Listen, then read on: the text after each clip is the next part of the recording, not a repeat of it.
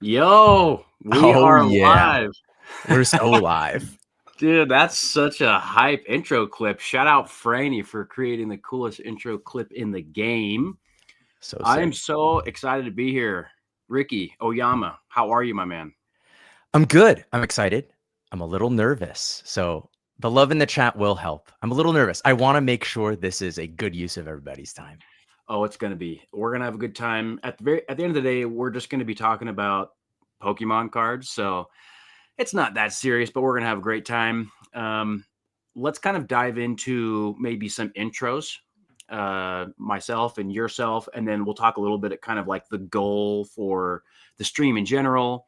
We'll talk about the structure of how we're going to be kind of going through the stream and when the right time is to maybe throw some questions in the chat for Q&A, and we'll go from there. Maybe let's do a little intro first, man. Ricky, let's start with you. A little intro. Tell us about Ricky and Oyama's trading. I would love to. Well, I'll start with Oyama's trading and how I got to Oyama's trading. So I grew up like probably everyone in this chat or many of the people in the chat. I grew up on Pokemon. I started collecting cards in the late 90s. I actually like lived in Japan a couple summers, probably like 99, 2000, 2001 range. Um, and around that same time, the internet was becoming more of a thing and eBay became a thing. And I Yeah. was getting into Yu-Gi-Oh! And I was selling Pokemon cards and Yu-Gi-Oh! Cards when I was like 7 with my dad's help. On And then eBay? on eBay. That's I was so like 7. tight, dude. Yeah, yeah. I was living in San Diego at the time, so very distinctly some core memories there. And then stepped away from trading cards for a long time.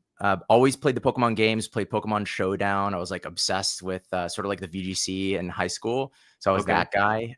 And then, um, yeah, about a year and a half ago, I was watching YouTube videos about Pokemon cards and picked up an ETB and we ripped it. And the rest is history. Like I started Yeah. making videos a couple months after that. And it's just been very fortunate for it to take off. And it's just been an absolute blast. So, Yeah. It's a so I slippery became, slope after that first ETB, isn't it? it is. It was for me anyway. It was for us because now we're here. Yeah, Yeah. Now we're totally committed. We're all the way in. all the way. Awesome. And I wanted to I'll introduce myself a little bit, but I also wanted just to kind of bounce off what you spoke about, which is, having that experience as a kid and then coming back to it. And that's something that a lot of people share. A lot of people have that in common, especially those who are in the hobby today, which is one of the reasons why we wanted to put this program on, is because you and I, we have that in common. We share that. And a lot of people are in that same boat. And that's why I think what we're going to be bringing to the table as far as opinions and experience as we have this cast every other week or so, I think it's going to really ring true for a lot of people. So myself, I'm Jake, Jar Tom Collectibles. Yeah, big time into the video games as a kid. Got red version when I was like 5 or 6 years old. Got leaf green gifted to me on one Christmas with my first Game Boy Advance. Bought my first like DS Lite and Diamond version. So I was like, every generation that came out, I was just hyped about it and ready to go. And we had cards sometimes. My parents were not big fans of the trading card game, but we would hide them and kind of stash them away when we could. We lost the childhood collection when I was about 13 or 14. And then just like you, back in like 2020, I rediscovered cards. So shout out to some of the creators back then that I was following. That was like Leonhardt and Real Breaking Nate and Rev and those people who were already making a lot of content on YouTube and kind of reintroducing the fact that cards were a thing to me. And so, yeah, and then we both kind of got involved in the vending space, which I'm sure we'll talk about more than once today and more than once going forward. So we have that in common.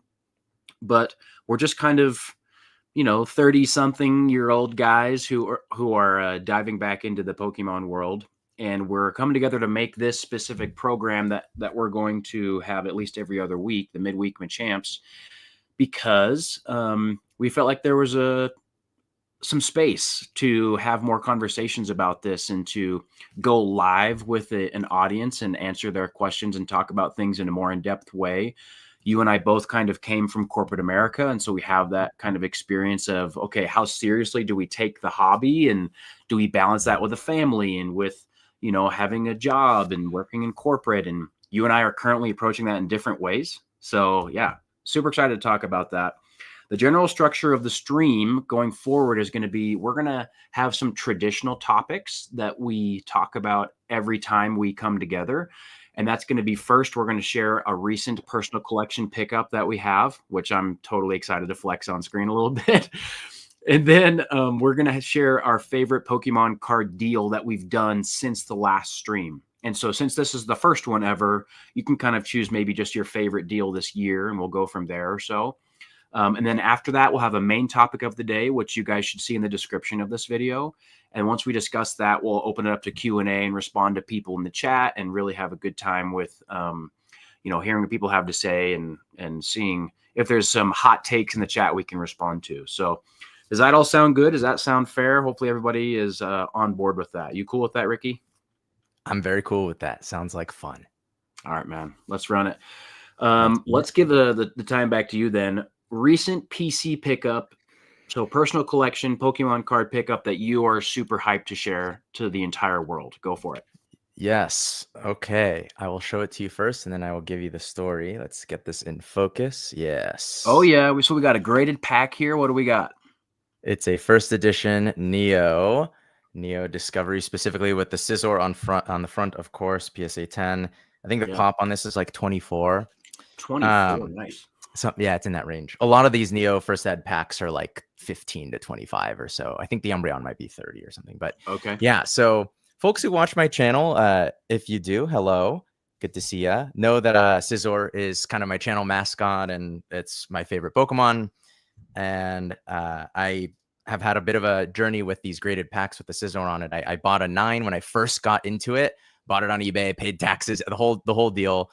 Didn't know much about graded packs at all, and then decided I wanted to upgrade that to a first edition PSA 9, which I did, and I sold the other one at a loss.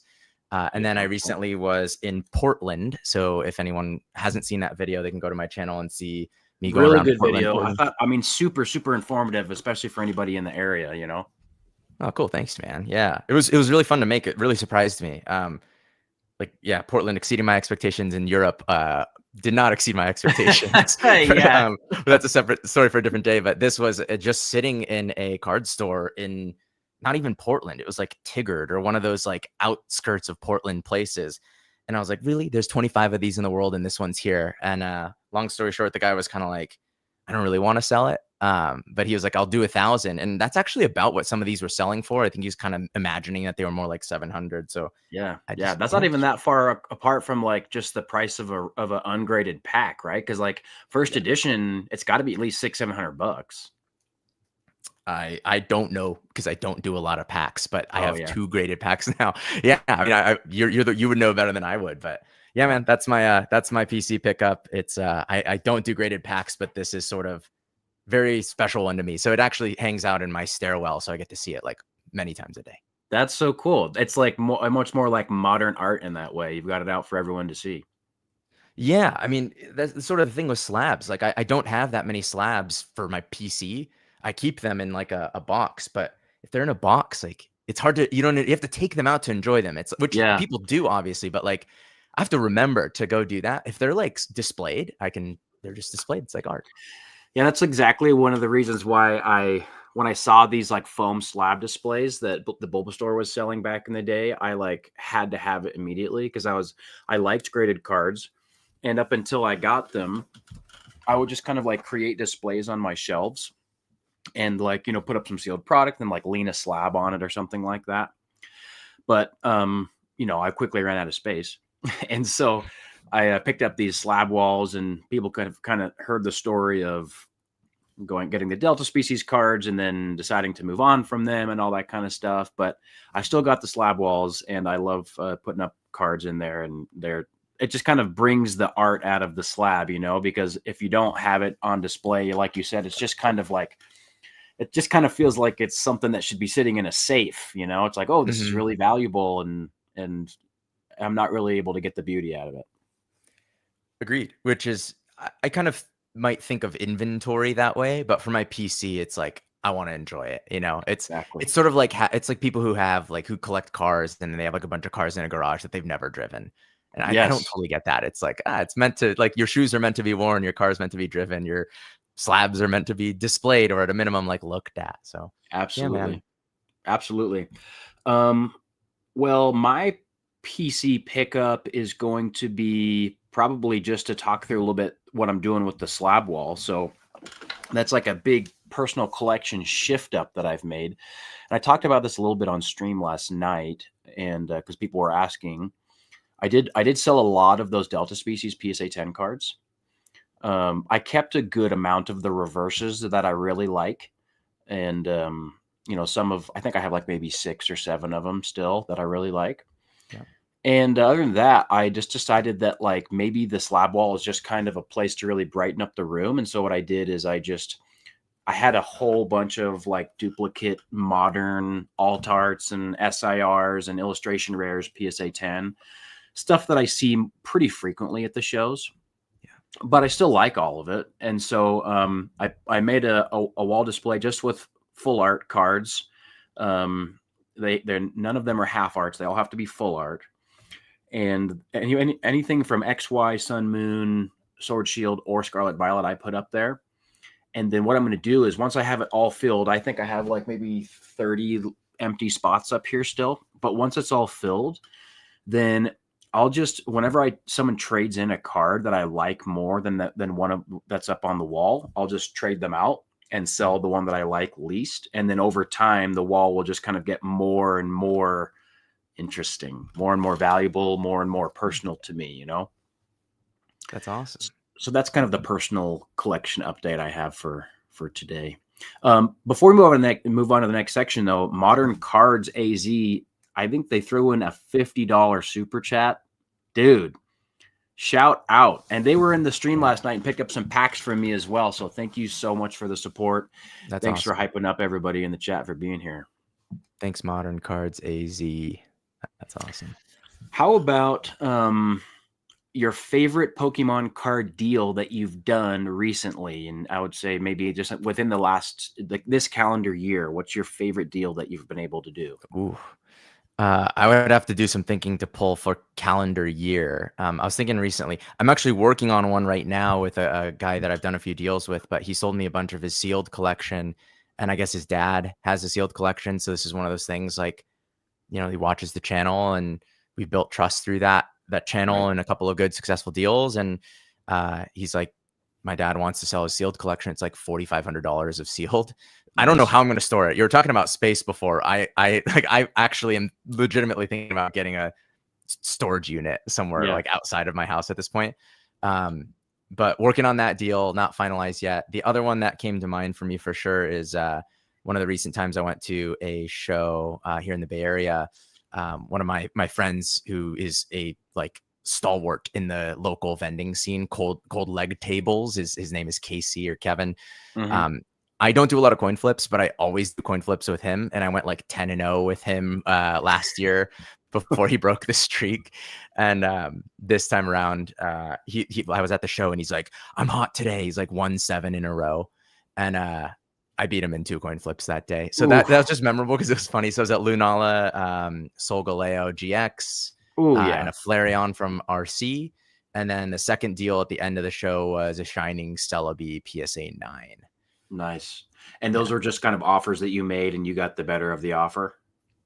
Yeah, he's really good to me because we've done a lot of deals. So sometimes he'll just put out the number and we'll actually negotiate up from what he anchors to because he's too nice to me. Yeah, I have Yeah. friends like that where it's like, no, dude, I can't pay you that low. That's crazy. Yeah, exactly. Yeah, it's kind of like that. So that was kind of what worked out. Yeah.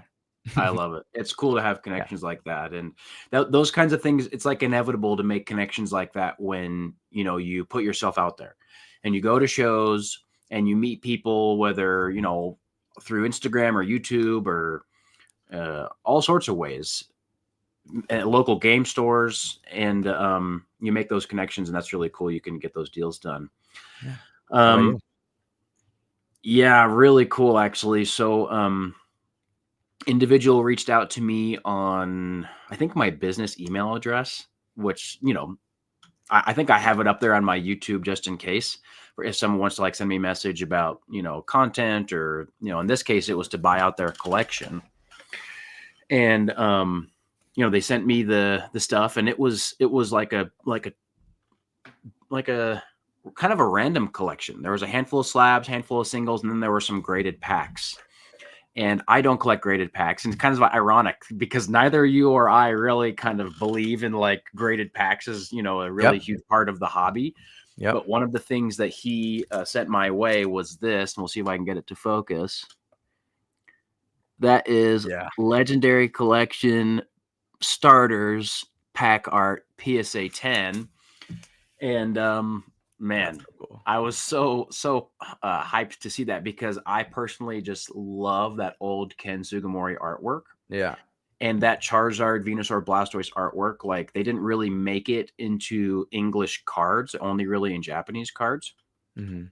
Mm-hmm. And so, to have that English graded is really, really special. So I'm excited. And that was the kind of the part of the collection buy that I was going to keep for me, and the rest I'll probably sell, so that's awesome. It's kind of how things go, like over time, like you make deals on collections and just, keep what you like, and then the rest can go to someone else who wants it more than you. Totally. That's I've talked about this in some of my videos, that when I buy someone's collection, particularly when it's a childhood collection or has elements of a childhood collection, I will typically try to find at least one thing in there that I keep. So just sentimental like that. I always try to pull, if there's a cool Gengar card and it's like beat up, I'm like, man, this was someone's childhood collection, like says a story. So yeah. No, there's been plenty of times where like someone brings me their childhood binder, and like as they're trying to like sell it to me at the table or something, they're like talking about all the fond memories that they have of pulling those cards and trading them at the playground and stuff like that.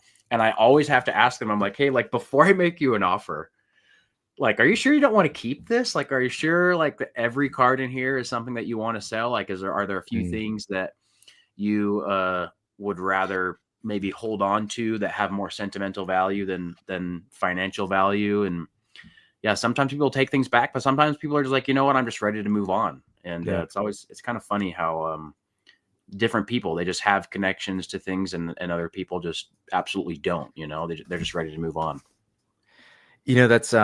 That's I didn't mention this earlier when we were talking about how I got back into the hobby, but a big part of how I got back into it a year and a half ago is that I had found some of my childhood collection cards sitting in a tin, unsleeved. Oh, so jealous. And I started selling them. So like this is how I kind of figured, like I was like, okay, Pokemon cards, like who knows? I'm looking through them. I'm like, yeah, nostalgia is really cool. I start looking them up, and it's like $500 or $1,000 of value in this tin, even in like mod play and heavy play type conditions.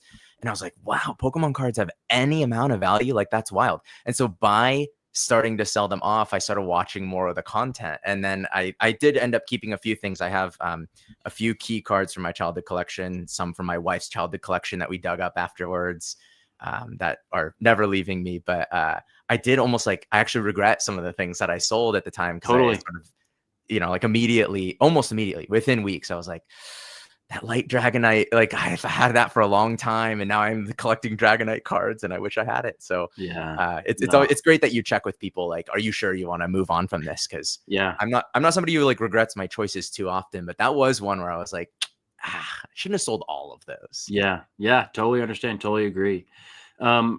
You brought up your wife had a collection. Tell me about that. Because on our side, Franny wasn't really aware of Pokemon cards when she was a kid, but your wife was. Yeah.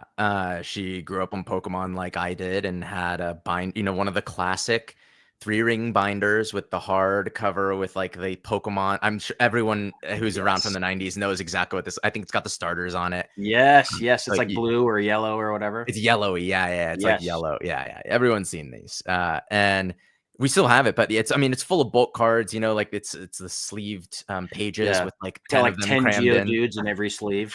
Exactly. That's exactly what it is. But there were some gems in there. She had like the Japanese band Sabrina's Gaze, which is now in my personal collection. It was in pretty good shape.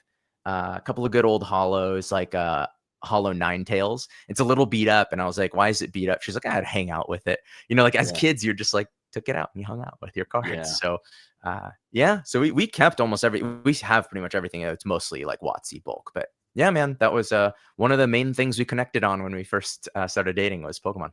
No way. That's so cool. And is she like still kind of pursuing a collection? She is, but sort of by association. Like her collection goals are to collect anything cute. So like dogs and shaman. You have to. Yeah, of course. Vaporeon. So she's got a small like 4 pocket binder that she's building out. And it's just she loves flipping through binders and picking up like $2 cute cards. I love it. I love it. Yeah, I recently picked up the Rumble cards for Franny. Someone was selling like the whole set of Rumble cards. And once I saw it, I was like, okay, yeah, Franny has to own that for sure. Like that's sometimes you just know you got to pick something up for the spouse. Totally. I've been there before. The Rumble ones are kind of weird, right? They're like they have like a kind of 3D clip arty sort of look to them. Yeah. I forgot like the name of that art style, but yeah, they're like very 3D block kind of derpy looking, like the Gyarados, and like the Mewtwo is so weird looking. It's so, but yeah, it had a Mew and there's a Pikachu and there's a couple other characters in there that are just absolutely gold. So we had to have those. All right.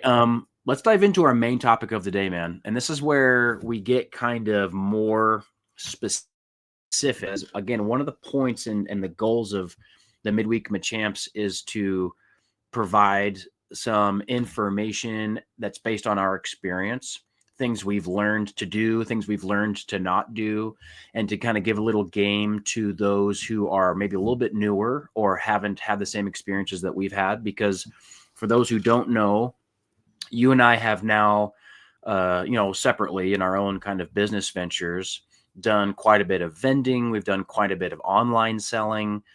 We've done, like you mentioned, eBay experience that stretches back for many, many years. We go to a lot of card shows. You go a lot of times as a buyer looking for deals to grade cards. I've graded hundreds and hundreds of cards. So there's kind of just been this, level of experience in the majority of the places of the hobby. And, we feel like there's some room to share some of that experience and to kind of dive into more specifics. And so the topic of today, our main topic for the first ever Midweek Machamps, is going to be what we wish we would have known before we started getting really serious into the hobby, right? And this is, what does serious mean? I guess, opening your first ETB, I would say maybe isn't the most serious. It's probably when you started kind of allocating a significant amount of money and time, because those are, not everyone is working at a job where they have a bunch of extra income to dump into Pokemon. And so they maybe spend more time looking for deals and trying to grade cards and whatever it may be at the beginning. So time or money, before you started getting really involved, what are some of the things that off top of your head you wish you would have known, would have been better at, would have asked other people questions about, etc.? Yes. Do we want to like take turns? Like I'll kind of come up with one, you come up with one. Yeah. Let's go one after another. And maybe for all I know, all the ones you're going to say are the ones that I really want to talk about as well. So we can bounce off each other here.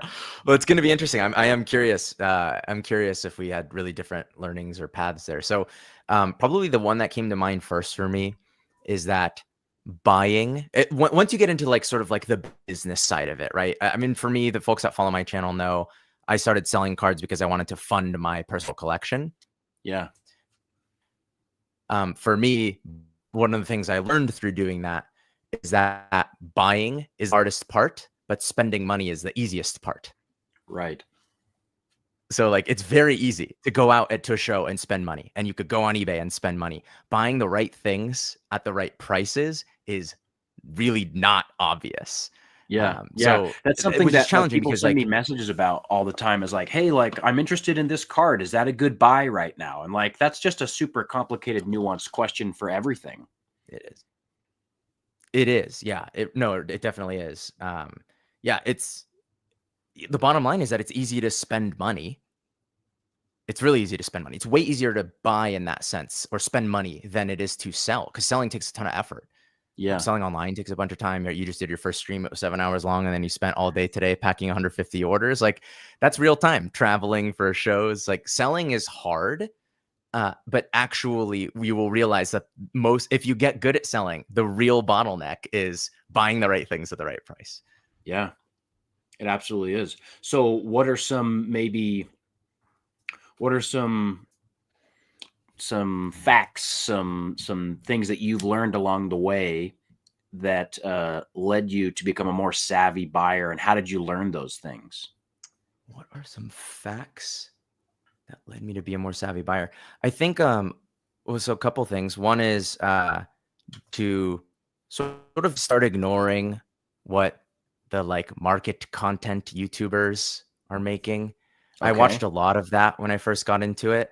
And not to say that there aren't good ones. There are some really good ones, but eventually I was sort of like, all right, like I'm going to be behind if I just follow what these guys say. And actually, a lot of the best advice there, if you care about making money in Pokemon, is just to buy booster boxes and then wait a little while. Like, that's, you Yeah. can sum up all of the millions of hours of content. Like, that's the best Yeah. advice. Yeah, if you just have that sentence kind of, in your mind, then the entire idea of Pokemon investing becomes Yeah. kind of moot. It's like, "Oh, Yeah. yeah, duh." Yeah. Yeah. Yeah. Totally. So then it became like, vending is a huge advantage because you really get to see very real time what people are interested in. And by people, it's sort of like, what are the vendors interested in, which is also data because they also have data. So you kind of like osmosis, like what they care about. Um, Totally. and then with buyers and just your straight up collectors who do very little selling, um, you just get a sense of what people are excited about. So like when I first got into it, I was really excited about all the WotC stuff that was nostalgic to me. But at shows, like at least at that time, it was unsellable. Like people only cared about the latest set. And Yeah. that was surprising to me because I liked to wait 6 months to see the prices stabilize before I started collecting the latest sets. Yeah. So Yeah. anyway, those are the sorts of things like listening to the right signals and starting to block out over the course of the first like 6 or 9 months, starting to block out what felt more like noise than proper signal.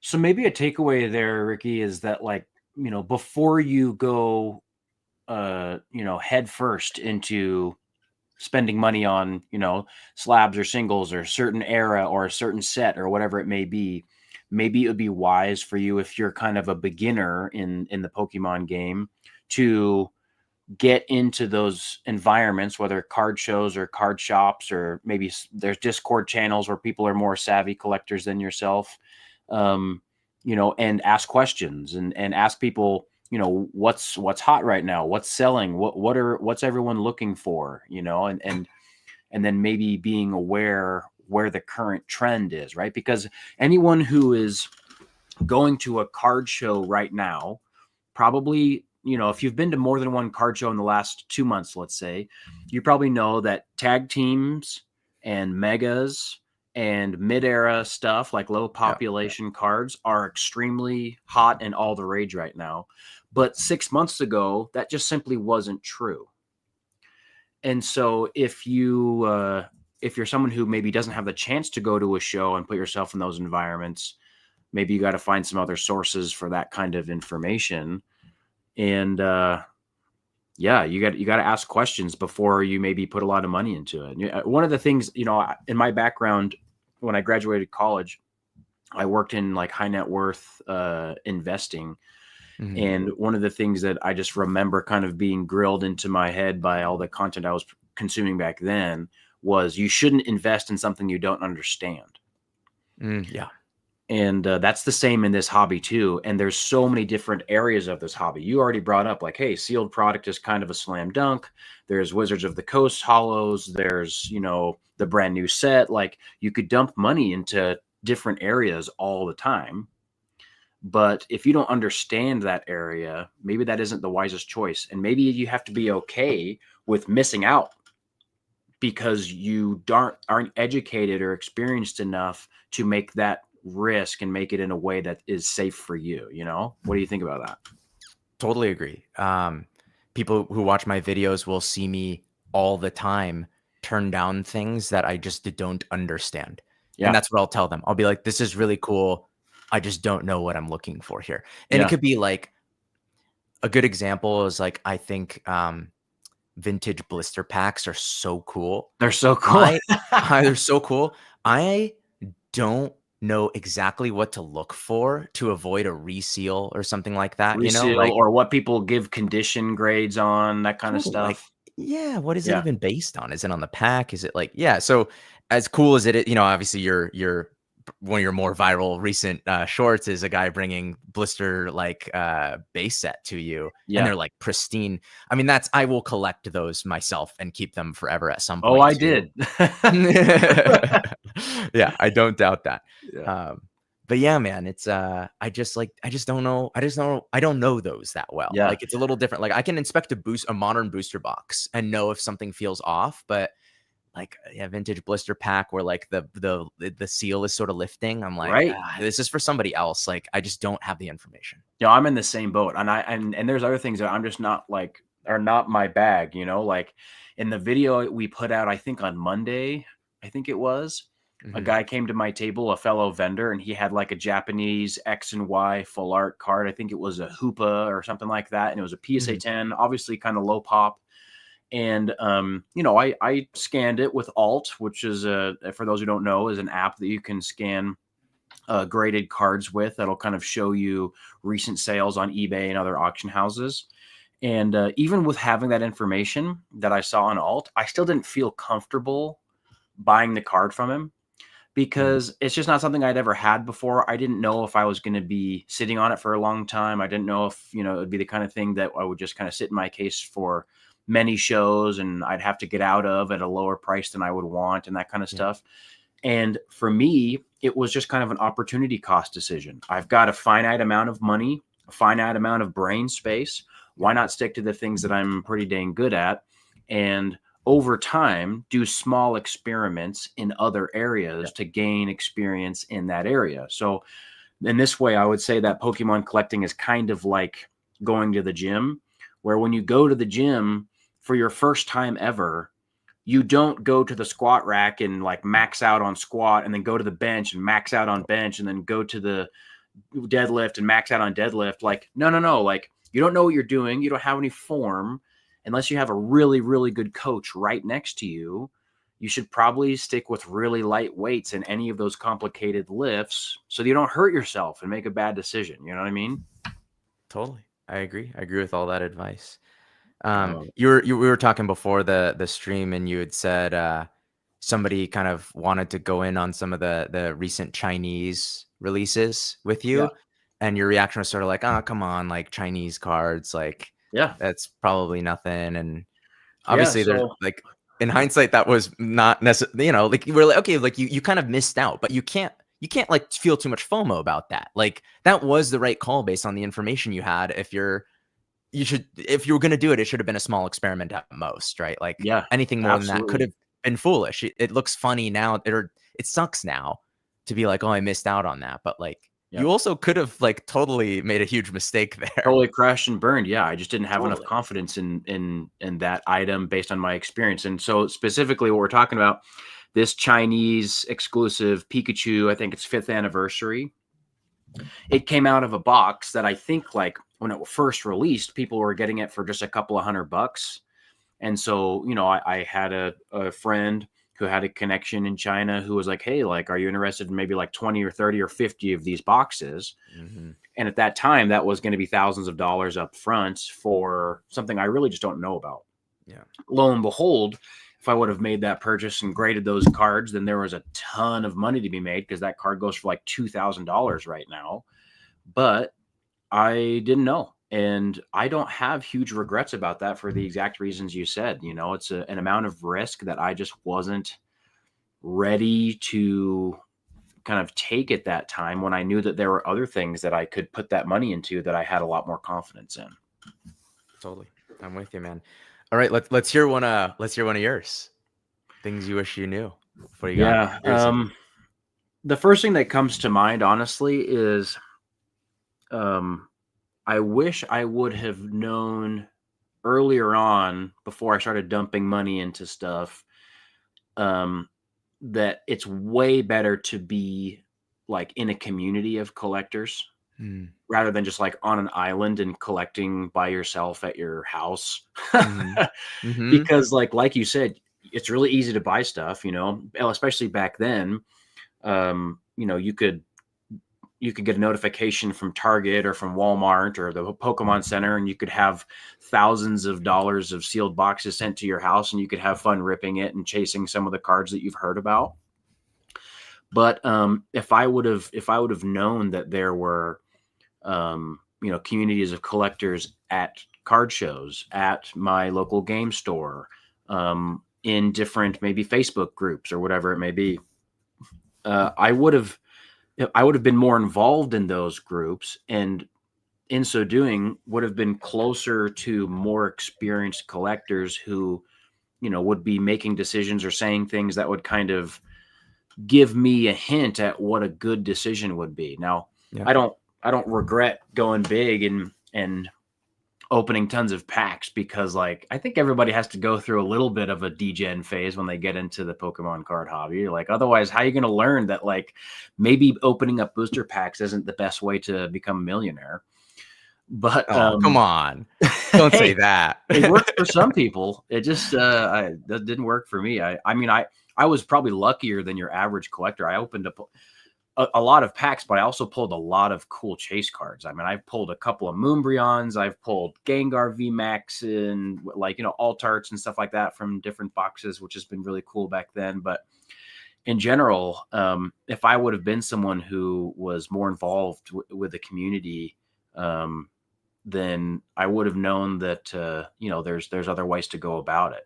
And luckily, in my local area, I did meet a number of people. One of those people I've had on my Chompcast a few times is Drew Marcucci. Yeah. Marcucci collects, and for whatever reason, like he was so much more inclined to just like from earlier on make much more savvy decisions than me, and like Mm. be more curious about, okay, what's a way that I can be in this hobby and not break the bank. And he was grading cards early on and had connections all over the country with people that were buying and selling and grading cards back in like 2020 and even earlier.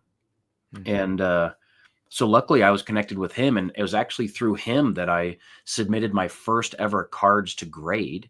My first ever submission of card grading was actually through CGC, because back then PSA was like a 15-month turnaround time or something crazy. And so I submitted a bunch of cards from CGC that I had pulled all of them myself. They were just like hollows from X and Y evolutions that all got like 7s and 7.5s, and they were absolutely horrible grades. But that was my first experience in like that idea of like, oh, like send a card in, and these are the kinds of things you want to look for, and okay, these are the grading companies that are out there. I was only able to get that experience because I was connected to someone who was more experienced than me. And so, I guess what I wish I would have known is not that you need to like piggyback off of someone and like, pester them and, make all the same decisions that they're making, because obviously you should have your own journey here. But I think it's totally in your, you have a right to, be curious and ask questions and find places for helpful information before you make big decisions with your money and your time. Yeah, that's a good one. That's what I love about the card show scene. I think it's why I didn't sort of get bored of it really quickly. Yeah, or a lot of the reason why, the content being a Yeah. big part of it too. But yeah, having a community is huge. It's a great takeaway. I definitely remember when I was first starting to vend, I was very curious, like how much do I need? Like how many cards, how many slabs, how many dollars of these things? Like I had Yeah. no sense. Like which which bulletin boards do you buy as the cases? Like you just have so many questions, and it is nice if you can ask somebody who just kind of has some direction for you. Yeah, no, shout out to your videos where you've kind of made some of those like, how-tos and prep videos for those who want to try that for the first time. And yeah, when I was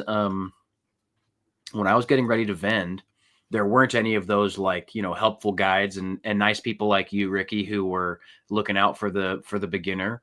But there were people who were making some vendor POVs. And so I was kind of like watching Bulbasaur and watching Trading Card Empire.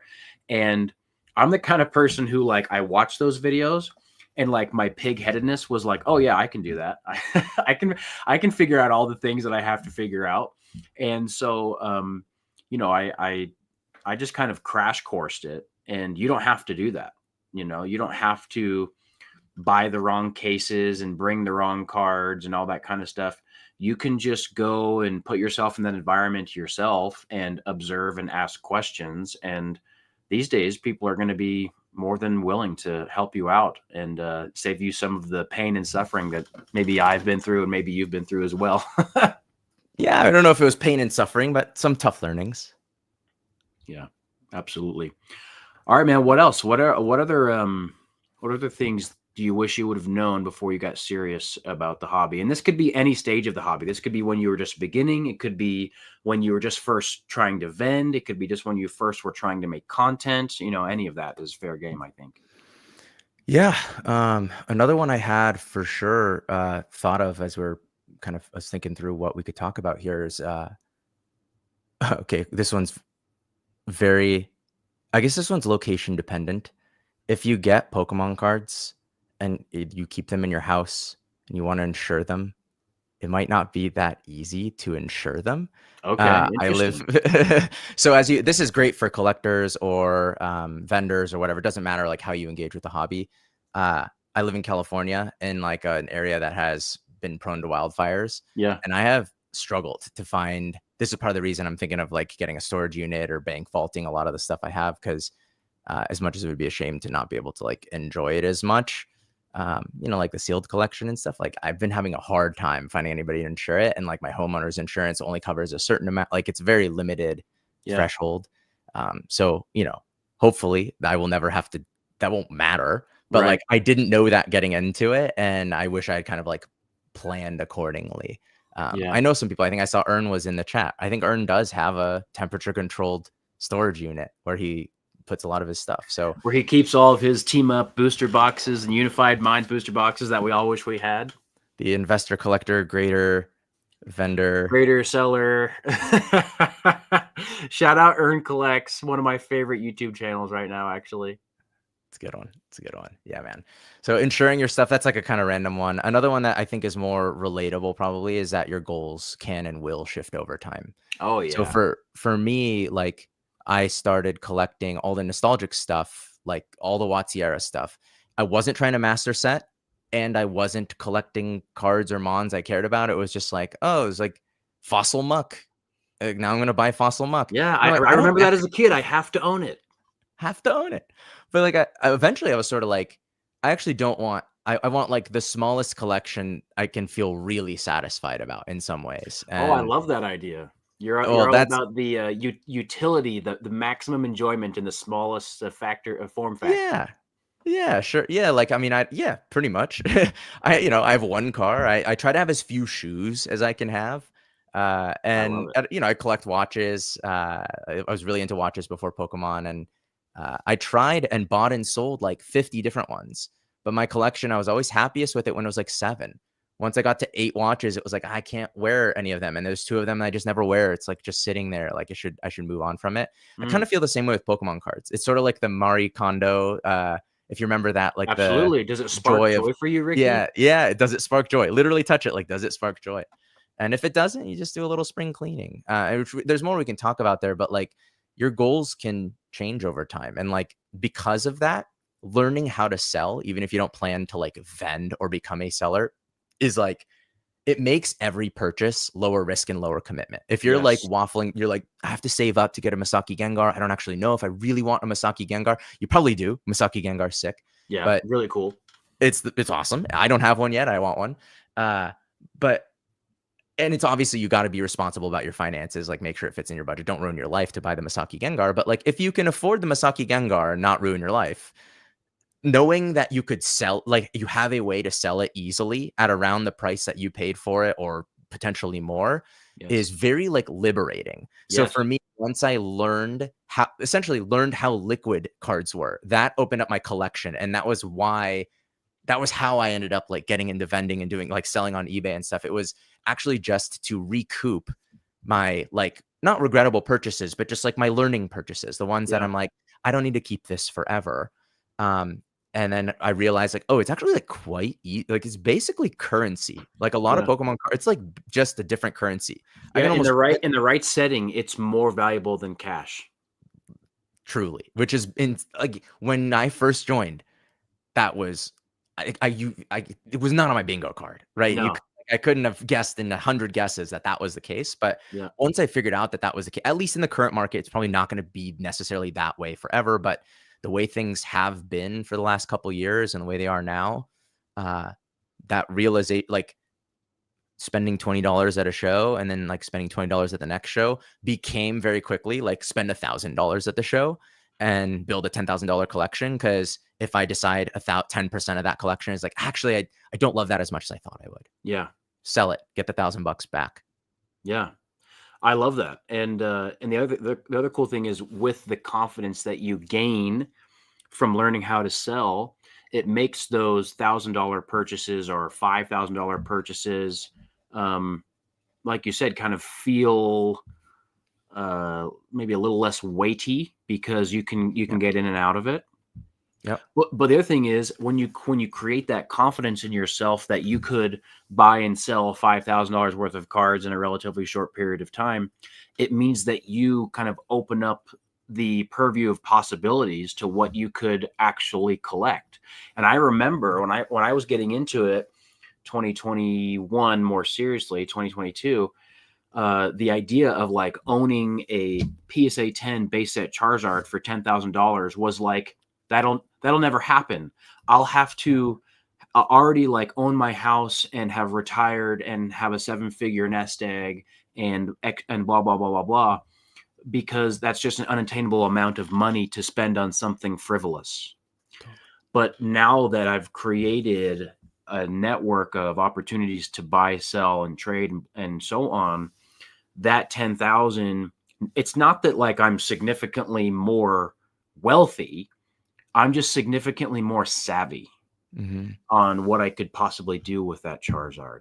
And so putting the 10,000 in, like you said, it becomes something like, oh yeah, we can make that happen. So that's very, very well said. I appreciate you saying that. However, I'm going to come back with maybe a little bit of a rebuttal that you're probably going to agree with, but Okay. you know, it's kind of fun that, you know, just because something has the word Pokemon on it and it's officially licensed doesn't make it as liquid as cash. And that's why one of the things that I wish I would have known before I got deep into the hobby is that every item has value, but not every item has equal liquidity. Yeah. And your ability to sell something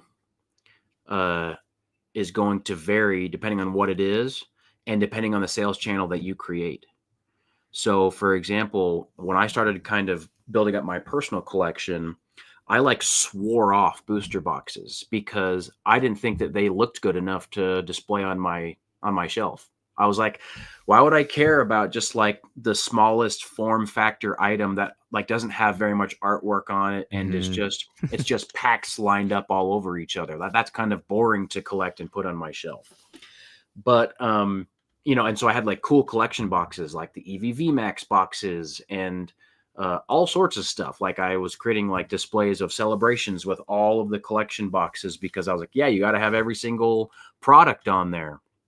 And, you know, I was like, well, if I ever want to get out of it, I could just sell it. And little did I know that selling a collection box, like a giant rectangle collection box, is not quite as easy as maybe selling a booster box if you decide you want to move on from it. And therefore, like what I actually like is now influenced by its resellability. And I never thought that that would have kind of been a thing. And not that that has to be the case for everyone. And I know that, you know, there's going to be some people in the chat who are like, oh, you know what, like to have that kind of dollar sign associated with everything you buy is kind of shallow. And that just proves that you're what's bad for the hobby. And maybe that's true. Maybe I'm evil Coop, but But maybe what I'm trying to be is a realist and realize that at the end of the day, I am going to live my life, and most of these items are going to outlive me. They're going to out exist me, especially the graded ones that are going to continue to get traded for many generations. That's my guess, at least.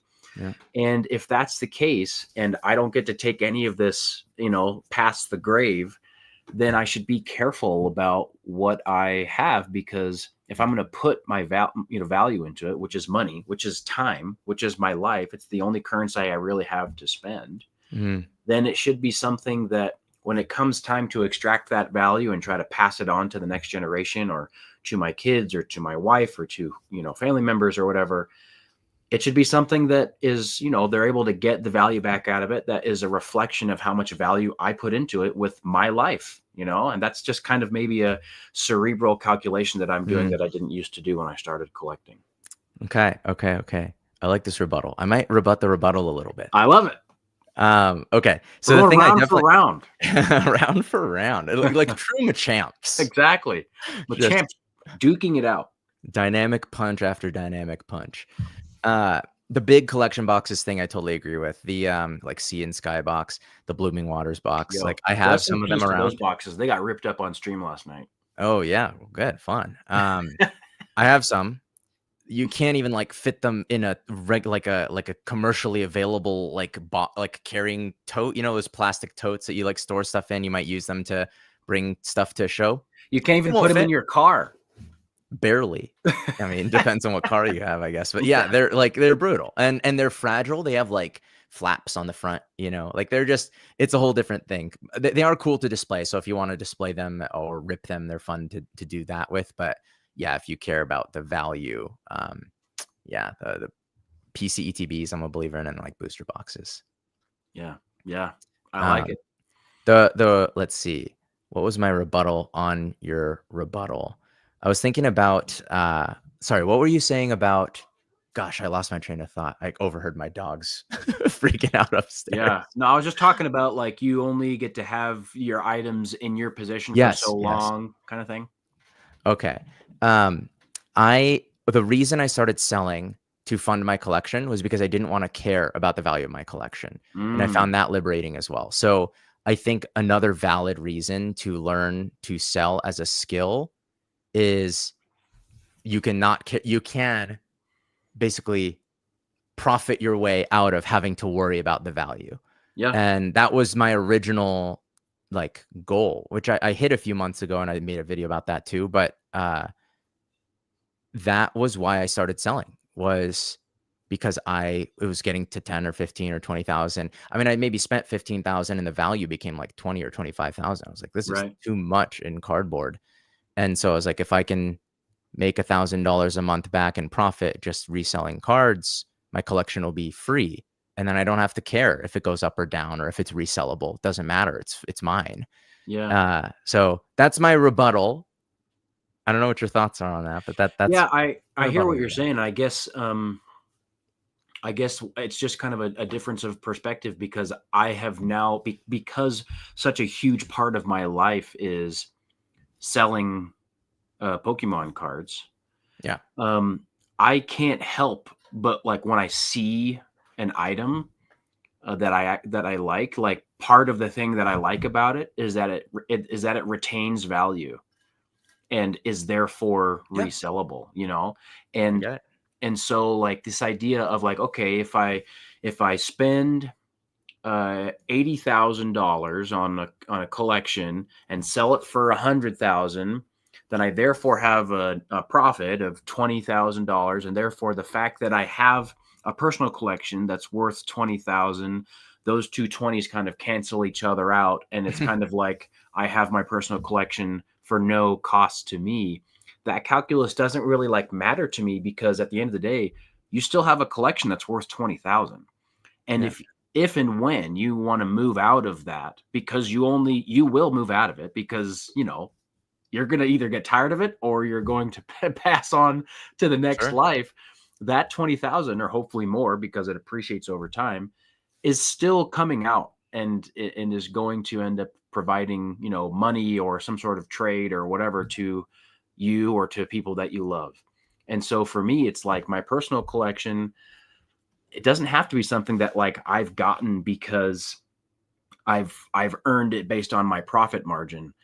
I own it, and I know that if I want to unown it, that's just going to be money or value that goes back into the business or into my pocket as a personal kind of thing. So it just kind of, it doesn't really matter like what my general I guess costs for the items that I have sitting in this room, because at the end of the day, it could leave the value could be extracted out of those if I needed to, which is what we covered earlier by creating sales channels, Totally. Yeah, I agree with that. You're right. I mean, I pretty much said as much, that like learning that it was as liquid as that many of these products are as liquid as they are, and that I had multiple ways of selling them if I needed to, was all the comfort and confidence I needed to spend more on it. For sure, I never would have gotten as into it. Like, for anyone that's in the chat, like, doing the whole, yeah, you guys are what's wrong with the hobby, or you only care about the value or whatever. Of course, like the value is part of what kept like got me really as deep into it as I did, right? Like if spending $5 on a card truly netted out $0, I would probably still do it, but I do much less of it. That's essentially what ripping taxes most of the time. But I probably do a lot less of it. So that's definitely the case. And anyone honestly that is collecting and criticizes that, they're probably lying to themselves. They probably care a little bit about it too. And it's okay. They absolutely do. And that's probably reflected in the other habits that they have in their life, right? What we're talking about is if you spend money on things that after you own them or consume them, they no longer have any value. Most people restrict themselves on how much they're willing to buy of that thing. Yep. Most people know that if you go to a fancy steak dinner every single night, you will spend all your money. And just because you like that experience doesn't mean that, other people who avoid that maybe more are avoiding it compared to you, going to the steak dinner less frequently. Doesn't mean that they like it less. It just means that they're not willing to throw away their money. And so let's say if you went to a steak dinner, you somehow got to keep some of the value of it. It wasn't consumed or something like that. People would feel more comfortable to go more often. So because they're not throwing away, they're not consuming, right? They are collecting, they are acquiring, they are investing, or compiling, whatever you want to call it. Yeah. Yeah.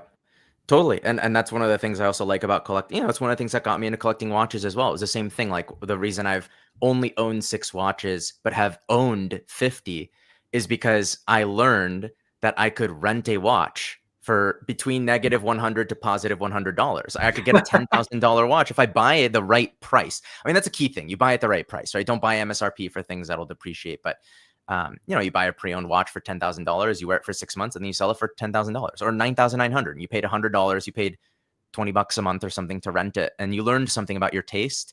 To me, that's worth $20 a month for me when it comes to like these collecting hobbies. And that was definitely how that was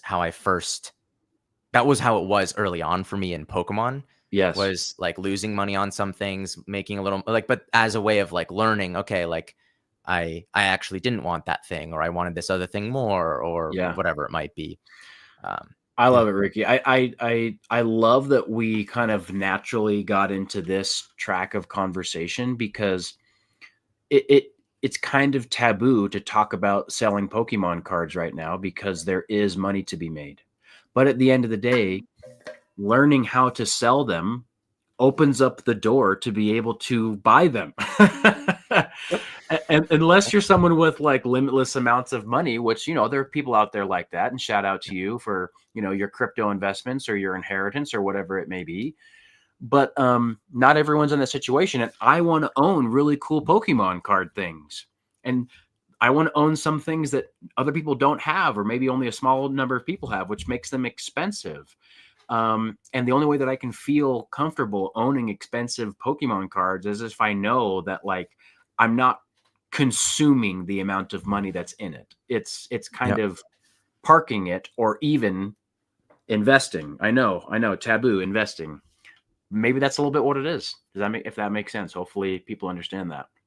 I'm with you. I'm with you. Okay, we are officially an hour in. We did it. I know you doubted our ability to gab on and on.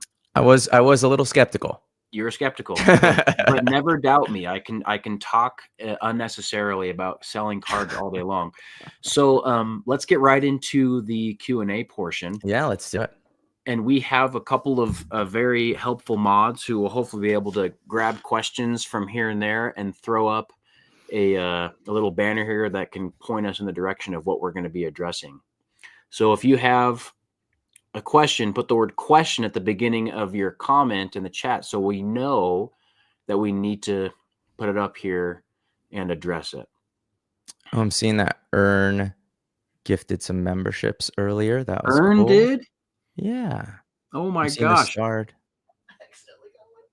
Oh my gosh. Earn, thank you so much for your support, my friend.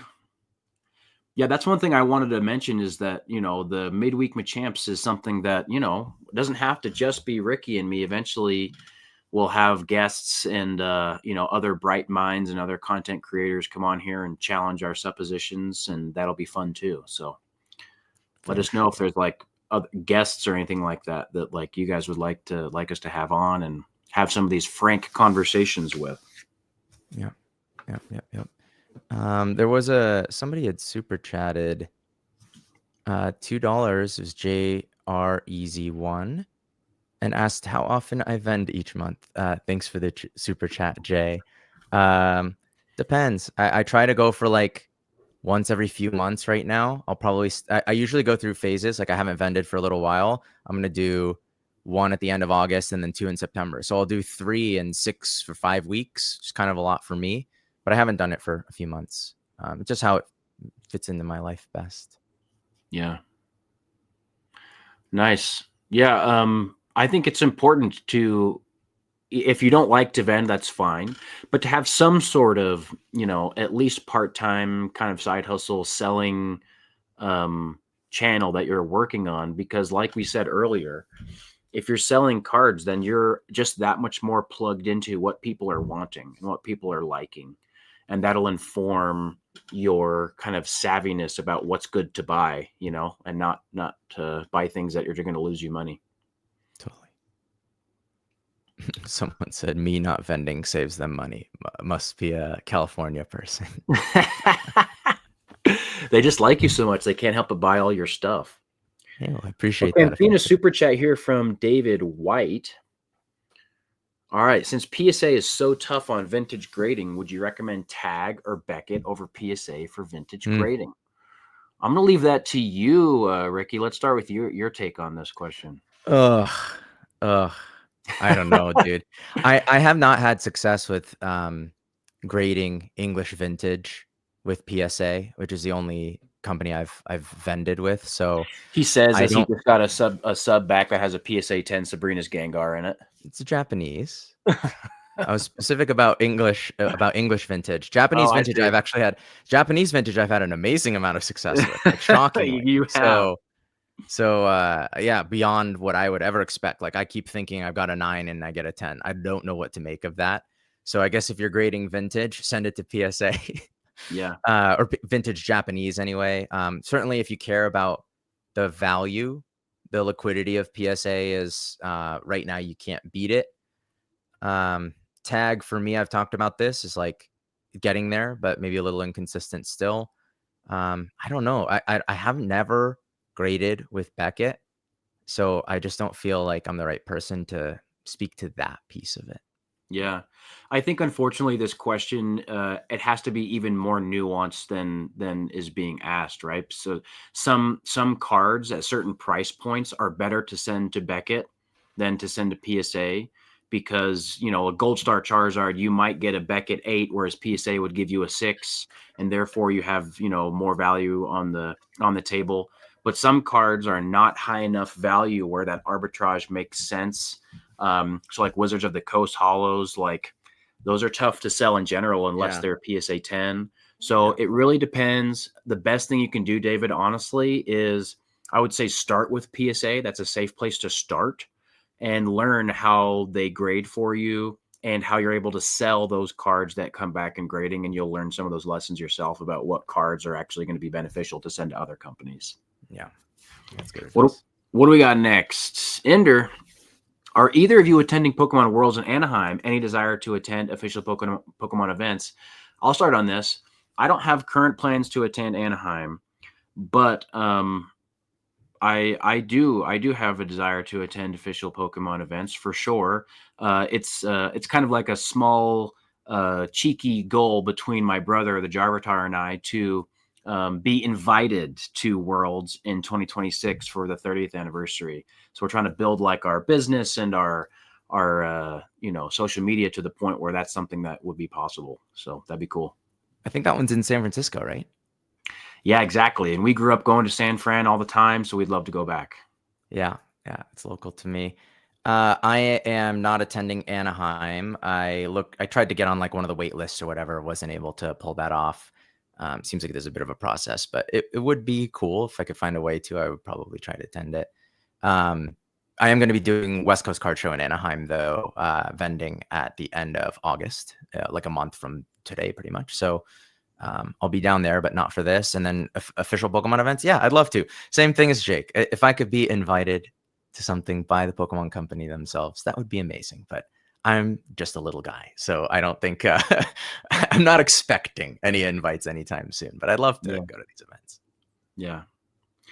I enjoy the volatility in modern cards and grading them to boost their value. Some go 10x. What are your thoughts on this technique and advice? I mean, grading cards, especially if you, I would say, is probably the best way to make money or increase the value of your collection with the shortest amount or smallest amount of work. I would say like grading cards on the side is something that you can definitely do and still have a full-time job. You don't have to like putting up listings every day on eBay and vending every other weekend or whatever it may be. So that's a great way to get started in like really building the value of your collection. And modern, honestly, is easier to grade and in higher demand. So absolutely, you should definitely be doing that. I grade modern cards when I can, for sure. Same. Yeah, nothing to add. The only thing that's tough is like modern illustration rares. I have my success rate on those is tough, and sometimes they're not worth the gamble to me.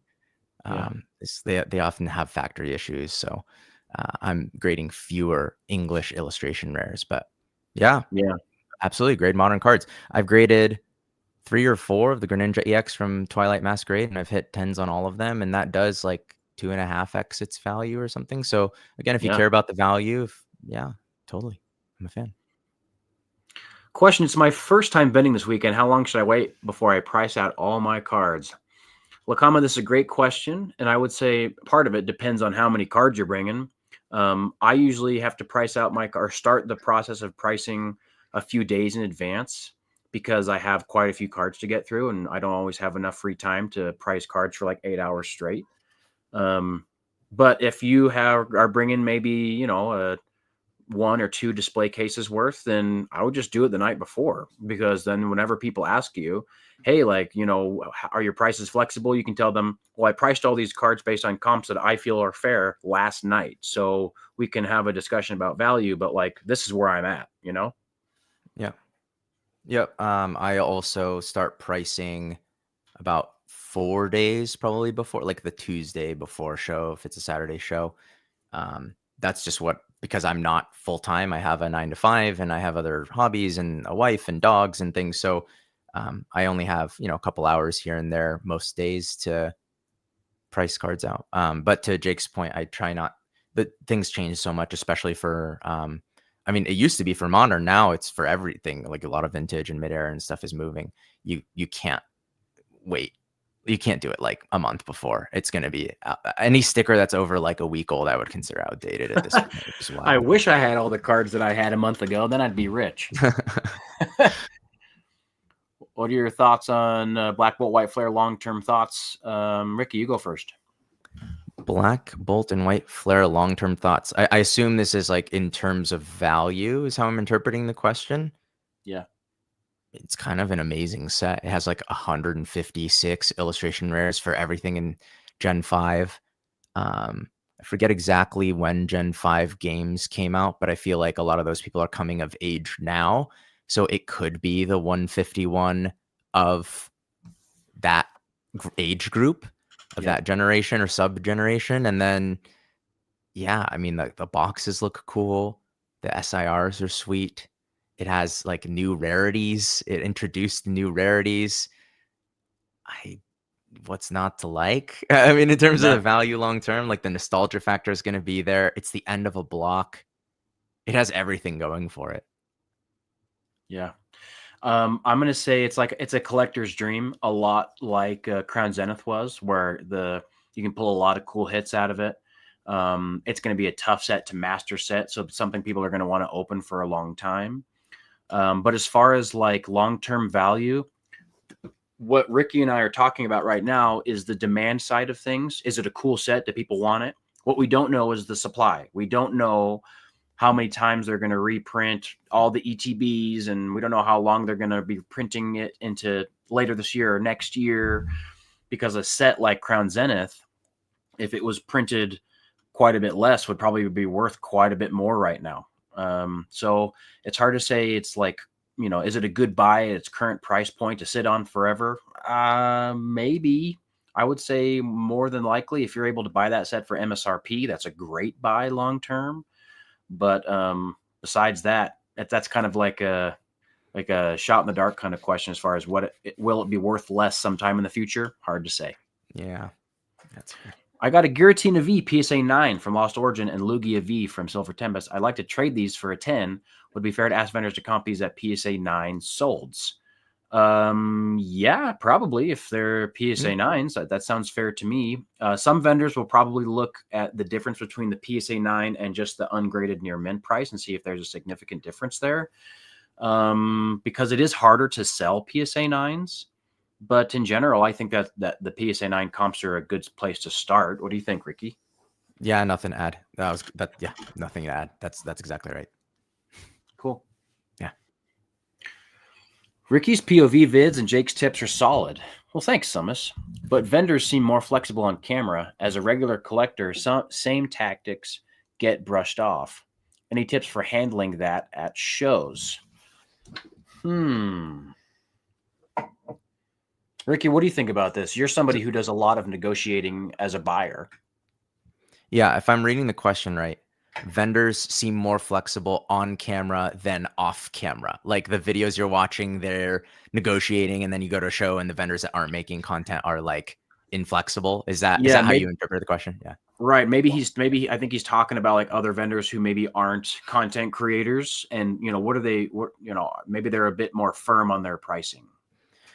Yeah, know how to look up comps. I mean, it's really hard right now. It's harder now than it has been before. When I first started going to shows like a year and a half ago, 85% offers were considered reasonable because that was about what you could net selling on eBay, but it's an immediate transaction.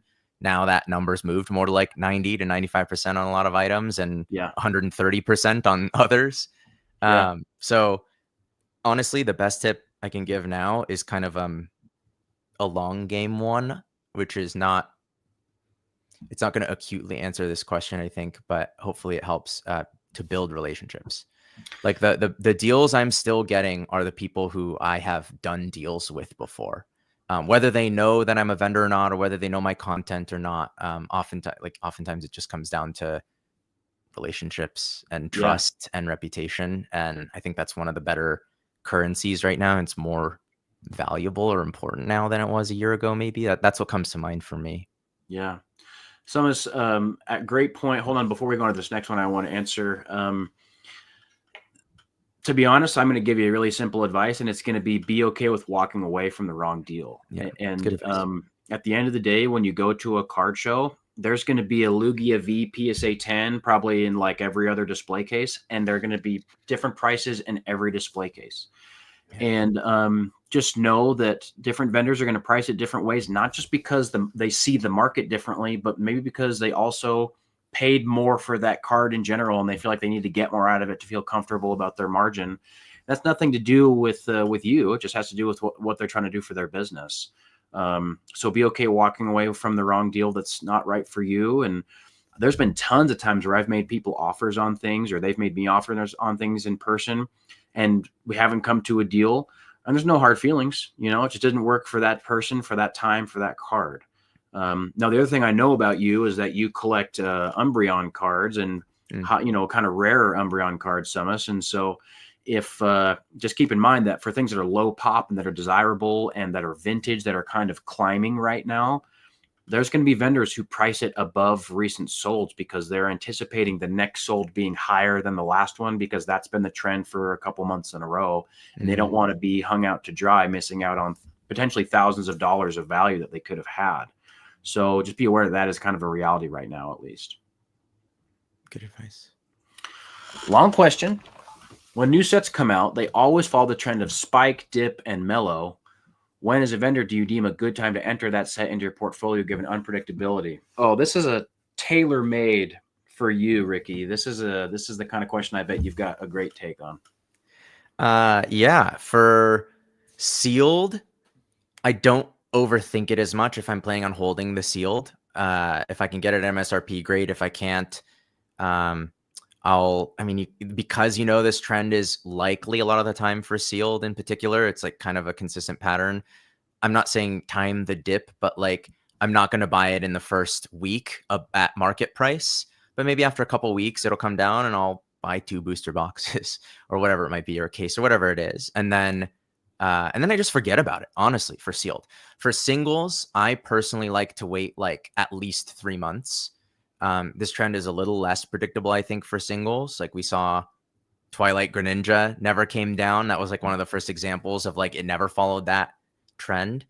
So I get really nervous about it. The times that I have taken a shot, I remember at a show back in January, somebody came by with something from Prismatic. It was like the Glaceon Master Ball, and I paid 60% of market price that day. And Totally.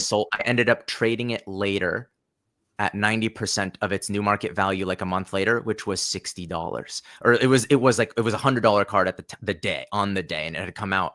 Prismatic had come out a week or two prior. So I took a shot buying it 60%, still didn't protect me. I think I lost $10, and it's not the end of the world. But because of that, I just wait on singles 3 to 6 months, unless I am at the start of a show and I think I can sell it that day. Yeah, I like that. Michael, a great question. I still grapple with this because as the market changes, the answer to this question changes. What you're talking about, the spike dip mellow, it was for sure the norm in the past. But let's take a set like at the end of last year, we had Twilight and then we had Surging Sparks. And the pre-sale prices for the chases of those sets, the Greninja and then the Pikachu and the Latias and the Milotic, the pre-sale, like you could pre-order those singles from shops on TCG Player who were verified sellers or whatever, so they are allowed to sell the singles in advance and to ship on release day. You could pay the price that they're estimating it'll be worth. But then the week after the set drops, all those cards just skyrocket in value, even for another week or 2 or 5 or 10. Like the Pikachu didn't come down until like April. And so like sometimes for certain cards, for certain sets, they just don't stick to that norm.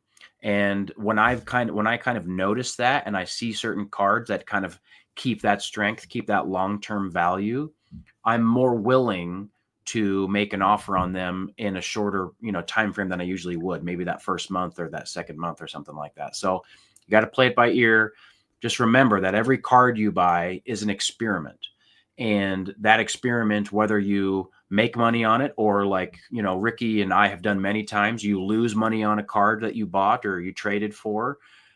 That's now just another kind of piece of data, another bit of knowledge that's going to kind of inform what decision you make on your next experiment in the future. Yeah. Good question. Could Garchomp beat Coop in an actual game of Pokemon? Dang. I don't know. Someone tell me, does Coop play a lot of Pokemon games? Does he play them on Twitch? I know he plays other games. I don't know if he plays a lot of Pokemon games. Either way, I don't consider myself like a VGC expert, but man, if I put like 6 level 100 Garchomps on a team, that's hard to beat, right? Super hard to beat. I think he does know the game. I feel like I've heard him talk about like teams that he's had throughout the games and stuff. I don't know if he plays like competitive like VGC. So Yeah. maybe someone in the chat knows, but I'd watch it. I'd buy a ticket. Yeah, I love the idea of playing Pokemon games. I think it's probably something that I will do live at some point just because I love, and there's a couple of the games that I've really never gotten to. So I've like, purchased and modded certain gaming systems like 3DS XLs and stuff so that I'll be able Nice. to connect them with capture cards and play on original hardware live on Twitch and stuff at some point. So we'll definitely get into some games, guys. Don't worry. Is it okay to ask vendors what their margins are in a card before giving an offer? Ooh, Ricky, this is good for you. Again, you're a buyer who has a lot of vendors that you buy from frequently. Do you do this? I do occasionally do this, but I don't think I would do this in most cases with a vendor I haven't done deals with before. Because it's sort of like it's on them to manage their margins. And a lot of times when people are having a hard time coming down, they're like, that's what I paid for it. Like they might tell you, right?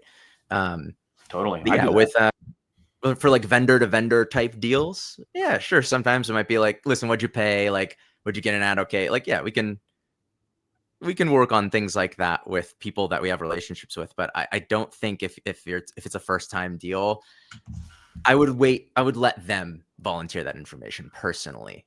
Yeah, I agree. I think it has to do with do you have a rapport built with this person? Yeah. And one of the ways that you build rapport, if it's kind of, early on in your experience with someone, is you ask them questions in a way that they can build trust in you, that you're looking out for their best interest while also looking out for your best interest, right? So if I was talking to a vendor that I had never done a deal with and they had a card I wanted and I wanted to maybe get it for a price that I thought was fair or under their sticker price, I might say something like, how much do you need to make on this? Or how much room do you have on this specific card?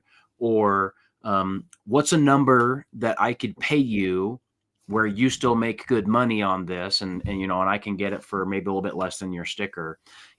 Just kind of be very aware that like they're doing this either semi-professionally or professionally. And so they're looking for the best offer, the highest offer. And you want to respect that in the way that you talk. Yeah. As a new card collector coming back, what advice could you give to those getting back into the hobby, especially with scarce product out? No chance to find new product without 2 times the price. What advice did you give those gamers? Yeah, this is tough. Honestly, what came to mind for me, I mean, I guess it depends on what you want. It depends on what you want out of the product. If you want the experience of ripping, my wife and I moved to Japanese because it's much more gettable and much more available around MSRP. So if your goal is just to get sealed products so you can enjoy the feeling of ripping packs and you don't care too much about language or the value, then maybe you go for Japanese is one of the things that came to mind. Otherwise, yeah, and this is so nuanced. Your time horizon matters. What you value, what you're prioritizing matters. What do you think? Bronman, tough question, but I kind of want to spin it on you. And I want to maybe remove the idea of new sets cost more money. And I want you to think about it in this way. I want you to think about new sets are garnering more value. And how do you acquire something that is more valuable? Well, maybe you offer something that is valuable and trade for it, right? So maybe instead of thinking, okay, I used to be able to buy these boxes for $50 and now I have to pay $100. Maybe what needs to happen is you need to look at your collection and see the things that have gone up in value for you that maybe you paid $5 for, but now they're worth 10 or 15 or $20, and use those as trade so that your Intuit price is still relatively similar. Because at the end of the day, it's not just new products that have gone up in value. Almost everything's gone up in value in general. And so that's something that I've had to run into. Like there's cards that I bought that were on my Delta Species wall that I paid like $300 for, and now they're selling for like 2,000 or 2,500 or whatever. And it's like, wow, that's really exciting. I could sell that card and make $2,000 on it. But guess what? Anything I want to do with that extra 2,000, I have to buy into a current market where everything else is also inflated. And so just remember, it's not just buying in with money. You can also trade in with value that you've accrued from things that you've had for a while. Now, if you're a new collector and you haven't had anything for a while, then maybe just start with making small and really smart plays on things that are still have room to grow. Certain singles, certain desirable Pokemon cards that are a lower entry point that have a chance to go up. This is where you have to kind of maybe spend less money and more time becoming savvy and making smart choices so that you can get those other products that are a little bit more expensive now. Well said. All right, Ricky, my voice is tired. You read these next questions for me, brother. Sure. Question. Do y'all ever have seller's remorse? Or is that not really a thing for y'all since you'll turn and burn inventory? Oh, I mean, I feel like some of your recent video titles, Jake, have been every time I sell a card, it goes up in value by 3x. Yeah, I think I have like 10 videos with that, a variation of that same freaking thing, because like almost every month since like October of last year, the entire market has taken another leg up in value. Yeah. The answer, Francisco, is absolutely yes. But at the end of the day, the seller's remorse that I get is because like my priorities have shifted. And if I would have known that my priorities shifted, then I wouldn't have sold that thing because it's now a priority for me. But back then it wasn't. And so I don't regret the choice that the Jar Chomp 2 months ago made, because he made decisions based on information and preferences that he had back then. But now he wishes he wouldn't have done that, which is the same thing for everybody. We all wish we wouldn't have sold or, thrown our childhood binder in the trash, right? Because we didn't care about it back then, but now we really do. But an example of this is I bought an Arceus Dialga Palkia Alt-Art PSA 10. I think it was like in Portland sometime earlier this year. It was valued at around $1,000. And then I had it for a while on my PC. It's one of my favorite cards of all time. And I had it in my PC.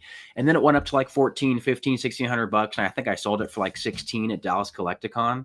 And I was like, I don't really need this in a PSA 10. If I really want it, I'll just get like a binder copy and appreciate the artwork. And then I changed my entire wall display maybe a couple weeks ago, and now I wanted one on my wall, and I had to pick one up, and now it's worth $2,000. So I probably should have just kept it. But what are you going to do? You change preferences. Yeah. For me personally, I don't too often, for what it's worth. Yeah, Ricky's too wise for regrets, guys. Only the early cards I sold from my my PC. How much dollars in inventory to vend full time? And I assume to include airfare is what that emoji is referring to. I mean, you're the one that's full time. I don't know that there's a hard and fast rule depending on how often you're doing it, and it depends where you live, what your living expenses are. Yeah. And there's some math to do here. I don't know. What do you think, Jake? Yeah, no, this is a spreadsheet problem, right? Like how much money do you want to make? How much are your expenses? How many mouths do you have to feed? How far are you traveling? Like these are questions that we can't answer for you. But what I can say is you should probably kind of do a budget of what your expenses are, not only for your travel, but also for your other business and your personal needs. And do a calculation on the value of your inventory, do a calculation on what you usually sell and what your margin would be on how much you sell.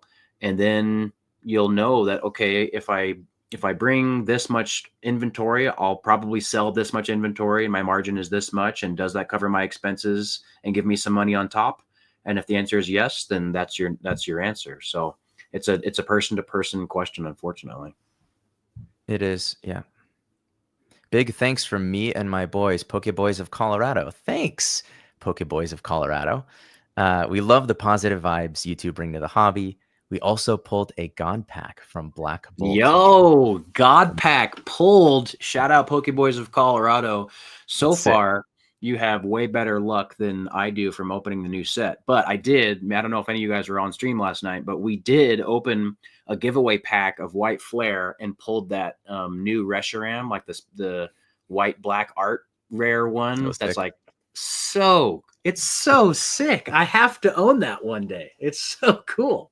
So good. Yeah. I just picked up a really cool card combo, and I'm pretty excited about it. Tatsugiri EX and Ends PP up. It's all about the details in the card. the what is it? The Omegarid 2.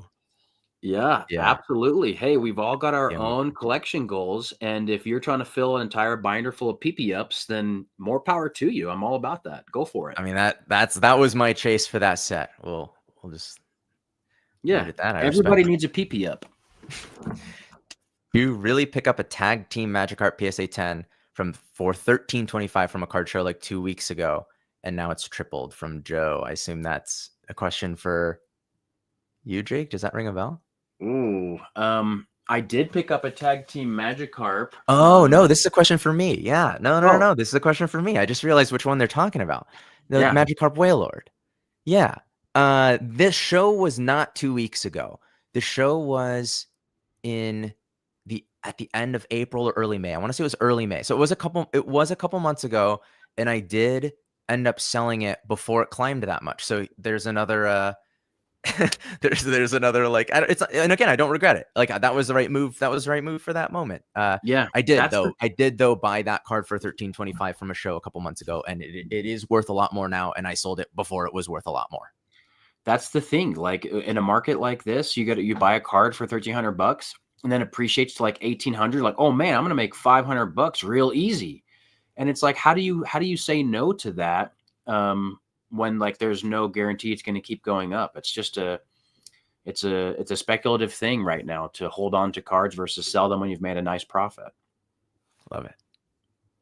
From Chris Messina, as a vendor or even buyer, is TCG Player a good source to comp vintage in negotiation? In particular, Japanese vintage. Is price charting a better source? What do you think, Jake?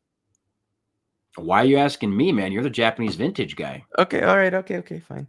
I do use price charting to get a directional idea of what a card might be worth. I am not using TCG Player yet just because I think they are less than a year in with some of the like Japanese card prices, and I don't think a lot of Japanese vintage like trading is being done via TCG Player. I could be wrong. Someone correct me if I'm totally wrong on that, but because of that, I do typically try to pull up eBay solds for this. Yep. Price charting is pulling from eBay solds. It doesn't, there's two problems with it. One is it doesn't pull in every eBay sold. So it's just a shorthand for something. And then the second problem is that it just pulls an average. If you look at the price charting value for an ungraded card in particular, it doesn't actually give you any information. Like I would honestly just ignore the price charting average on a raw card because it doesn't account at all for condition. So obviously like a heavily played Japanese vintage card is going to be very different than a gradable level near mint card in terms of value. It's not a good way to comp it. So it depends a little bit on what it is, but I'm generally going to look at eBay solds for Japanese vintage. Totally agree. It's got to be eBay. The cool thing about eBay is you get to see pictures, right? There's pictures on basically every listing, and most verified sellers or savvy sellers on eBay are posting like, close-ups of every corner of the card, and you can get a really clear idea. You can compare it to the one you're looking at in person and say, okay, looks like this one that sold yesterday for $40 is just about the same condition as yours. So are you comfortable being around 40, and just kind of have a conversation from there. Most vendors are open to like seeing comps and pictures that you can show them that they haven't seen before. And most vendors, if they've done their homework specifically on Japanese vintage, have looked up comps recently with pictures that they can then show you to back up their price. So I know I do that at least. Agreed. Before we actually pull the next one, I saw Pokemon Steven going, yeah, the boys. I don't know if you watch Pokemon Steven. I haven't. No. Oh, really? Okay. You should watch Pokemon Steven, man. This guy's one of the old heads. He's self-deprecating. He's been selling on eBay at like full-time level scale since like 2018 or 19. I love it.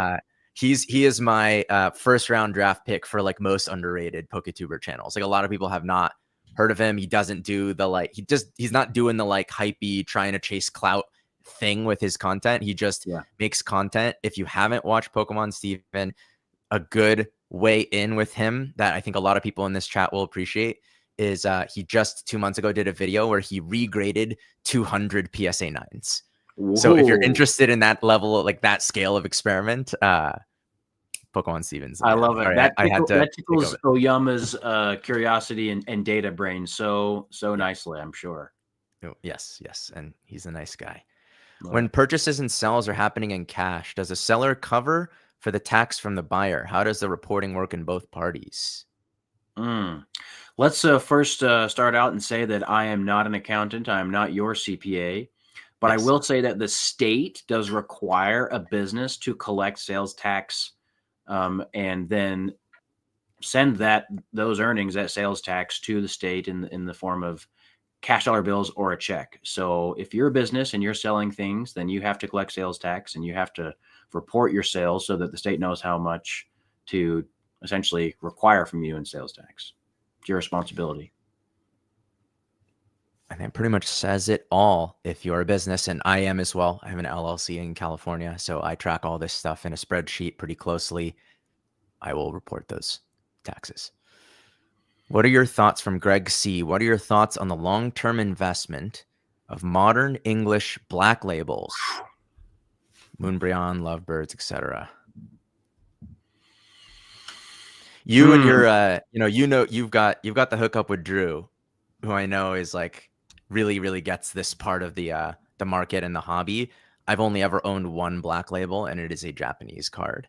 Yeah. Yeah, I would say black labels are the definition of low pop, and they were kind of the low pop market before, the PSA mid-era low pop market kind of happened. And what are we seeing in that market? Well, what we're seeing is if you are the kind of seller who can build a channel to find the buyers who are looking for specific cards, it doesn't really matter what they've recently sold for, because they are so rare, so hard to get, that certain buyers are willing to pay your asking price. Certain buyers are willing to pay whatever you want because they just want to own that specific thing. And in that way, they're kind of like old, like art pieces more than they are collectible things that have a standardized market value. So I'm going to have to say that as from an investment standpoint, I don't know if they're going to like significantly appreciate. They're already really expensive because they're hard to get. And so they're low pop, they're hard to get, they're always going to be expensive, but I can't really necessarily sit here and say, yeah, they're going to incrementally increase in value like an investment would hopefully do over time. They're probably a little bit too much based on just taste and preference and finding the right buyer.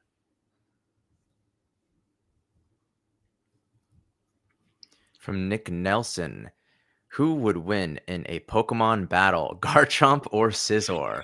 Ooh, what a hard-hitting question. Yo, Garchomp is ground type, Earthquake, same type attack bonus. It's probably not close, right? You think? I don't know, man. Oh, I'm trying to think. Scizor is steel type. It's super effective. Is it? No, come on. Oh, it is. Not with the bug combo, right? Scizor weaknesses. I think Scizor's only 4x weak to fire. Let's hang on. That's true. Bug probably isn't super effective. Right. Oh, we're flexing the knowledge now. Hang on. I'm pulling it up. Scizor weaknesses. It's weak to fire only. It is 1x to ground. Oh my goodness. Well, good thing that Garchomp can learn Fire Fang or fire or whatever, Fire Punch. I bet you it's got one of those, right? And it's that fast. Would probably be Garchomp fast. Yeah, depends on the way you set up Scizor though. For people who this is going to be so boring for anyone that's not into the VGC.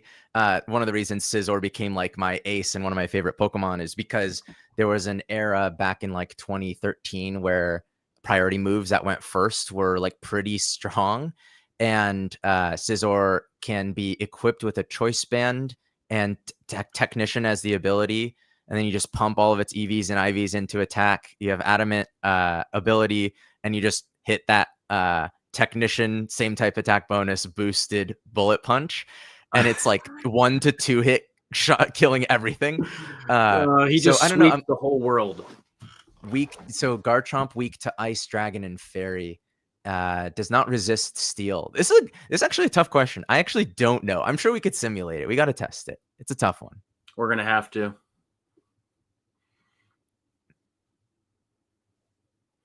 Any guests on the roster? I, in passing, brought it up to Coop and to Danny Phantom.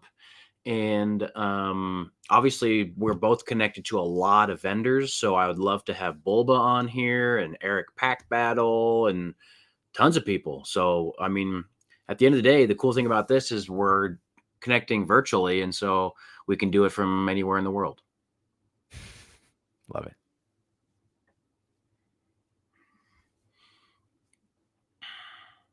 From Kelborn, as a new vendor, my biggest issue right now is low inventory due to capital restrictions. What can I do other than continue to vend and churn? You or me first. I mean, I have to piggyback on what I said earlier, right? When you have low resources in one area, you have to use your resources in another. If you don't have 100 bands to drop on a Pokemon collection, well, then you have to go out there and get a little sweat equity. You have to spend more time finding the better deals.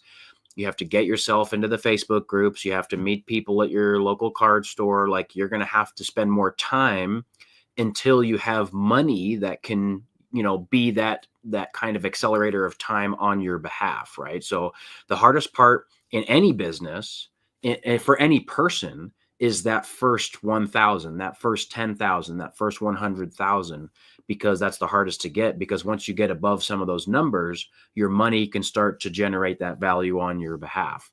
So it's got to be through work. And, I don't have any secret techniques. It has to just be, maybe you do, Ricky, but in my opinion, it just has to be lots of churn and burn and lots of deal hunting and networking.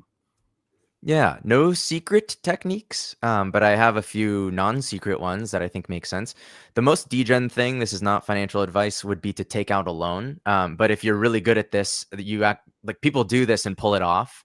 Businesses start with loans. It's not the most like ridiculous advice I can give. I haven't, and I for a lot of people wouldn't recommend that, depending on your credit score and the interest rate you can get. And again, I'm not a financial planner. This is not financial advice. But that's an option, is to just get a capital injection that way and then just hustle really hard at it and pay it down really fast. That can work. Assuming you don't want to do that, the two other things that came to mind for me, one is grading and finding little opportunities in lower value cards and starting small and starting with the lowest tiers. PSA is improving their turnaround times right now. I have one shipment that's been there for like 4 months, another that's been there for a month, and it's about to come back. It's like in assembly now. So, and that's for normal, like the lowest tier. So that's an option. It is costs money to grade, but with under $1,000, you can like get started there. And I think the best advice that came to mind for me is with vending. When we talk about like vend versus vend and churn, I wouldn't think of it as churn. I almost think of it as or I would just think of trading. Like, focus on trading as much as you can at a reasonable percentage, like 80 or 85%. That really can snowball to grow to grow what you've got. And I know people who, like, there's a 16, I think he just turned 17, but this guy started when he was 16 years old in my vending community. And he had a little bit of money from his parents, a few $1,000s, nothing wild. I think and again, he's very fortunate. His parents gave him a few $1,000s to get started. But with a few $1,000s, he's turned that into, last time I talked to him about this, over $100,000 just by hustling like every weekend vending. When he's not doing school, he's just vending and making deals, and he's hustling. He's making tiny deals late at night, like on Instagram. Like, he's doing all this, turned $5,000 into 100,000. And he's like 16. So not everyone can do that for a variety of reasons. You might not have the lifestyle that allows that. But if you're vending anyway, focus on trading would be the thing that comes to mind for me. Love it. Thoughts on the Chinese market and Chinese exclusives, just hyper real potential with untapped market. I am no professional here in foreign language cards. but I would say, like anything else, the biggest marketplace for Pokemon cards is going to be those that are speaking English and want to collect in English. However, in any language, if there's exclusives, those are probably going to carry value. Promos probably going to carry value long term.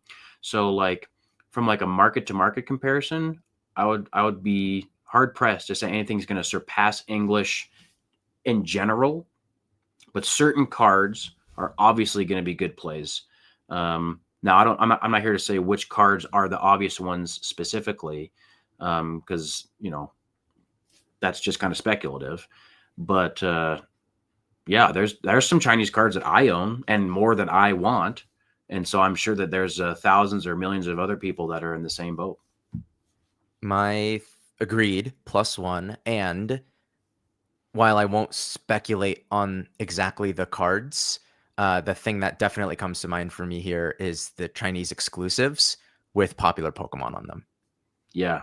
I'm not saying those are no-brainers. Like, we don't know. You and I do not know what's going to happen there. It's also a very young market, right? Like Chinese cards, I think it's been they just did the 5-year anniversary. So there's not a lot of data to go off of there. But they are putting some really awesome cards exclusive to Chinese. So this person's asking, Chinese market generally, don't know about it. Agree with Jake. It's unlikely, I think, to surpass English language cards as a sort of more universally used and collected language globally for this franchise.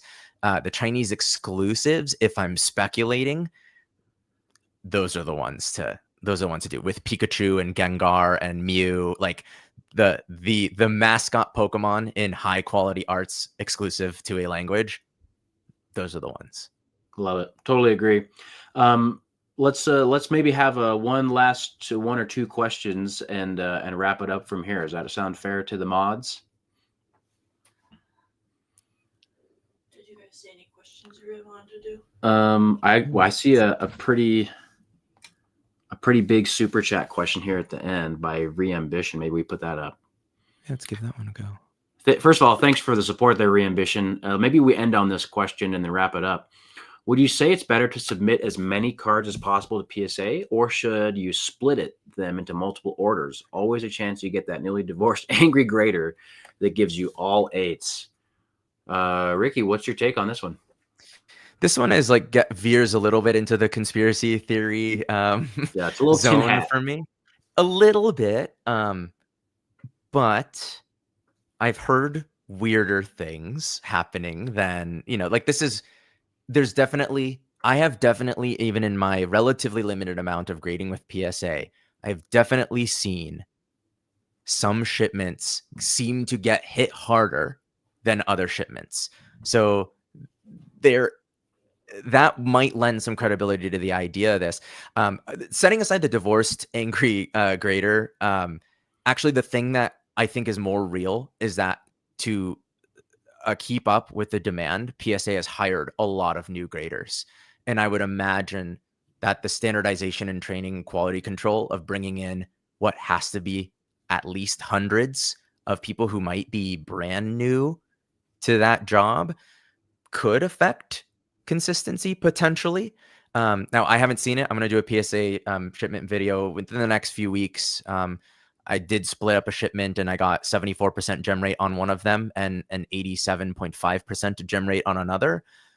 So those to me are kind of in the same category of like, that's about what I've always seen. But I have heard of people that suggest splitting them up. I don't know. I don't know what you think, Jake. Yeah, I think I agree with you in that, like, I'm obviously the grades you're going to get are at least partially based on who the grader is. But I would say that is the more determining factor than the size of the submission.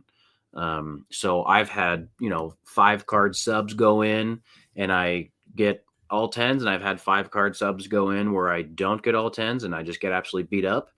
I've had 85 cards go in where my gem rate is crazy high, and I've had 85 card subs go in where I just get absolutely destroyed. And so I would say again, like it's subjective to some degree because every grader is, like you said, they're going to have their different experience. They're going to have, maybe they have been doing it for a long time, maybe doing it for not a long time. Maybe they've been doing it mostly in sports, and now this is their first Pokemon card submission. Like there's no way to know. There's so many variables, but it all just kind of the best thing that you can do instead of focusing on the size of your submission is just to stay super consistent with being ultra picky about what cards you send in, because these companies are going to make money off you regardless.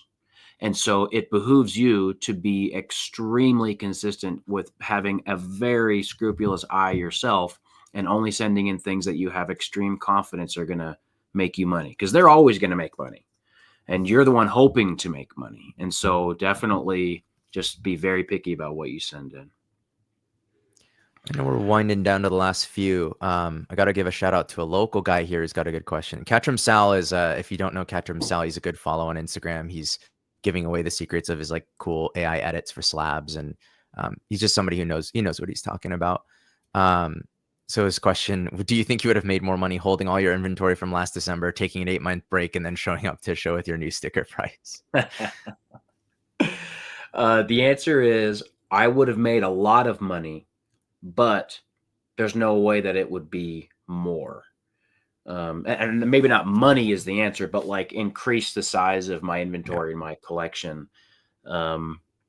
Because investing, if you make good decisions in investing, you stand to have a significant increase in value, but it's very difficult to invest and outpace work hours if you know what you're doing.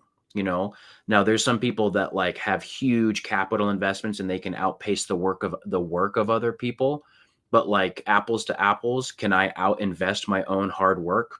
Probably not yet, until I have a net worth significantly larger than my own now. I thought you and I might potentially have a different answer to this because you're vending so much more often than I am. Right.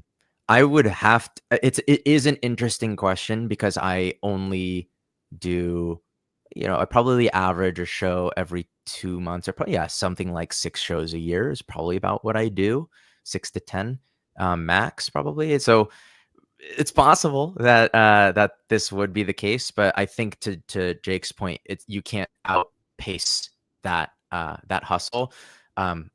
Jake, obviously, is your livelihood and your business, so you probably don't talk about your numbers the same way that I do sometimes with my channel, but I tend to be pretty transparent with my numbers because it's just a thing I do on the side because it's fun and to vend and create content and collect more cards. In the first quarter of the year, this year from like January to March, I think I vended twice and sold a lot through Instagram and a little bit on eBay. And my profit on that was like $22,000. I think if I just held on to everything throughout that, I don't think it would be up $22,000 is like the short answer. It would be interesting. Some cards might be way up. Like I sold a Sabrina's Gengar when it was like 1,000. It's now 3,000. Right. So like there's stories like that where like those might add up. If I'd have to think through some of those that are like kind of parabolic like that, or where the absolute value is in the thousands. Second quarter, I sold a lot less and still did about 10,000 profit, which I just put back into the channel and the collections and stuff. But I sold a lot less during the last 3 months.